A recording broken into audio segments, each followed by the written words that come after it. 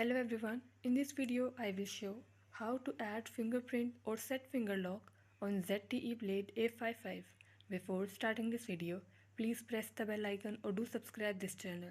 Let's start our video without wasting any time.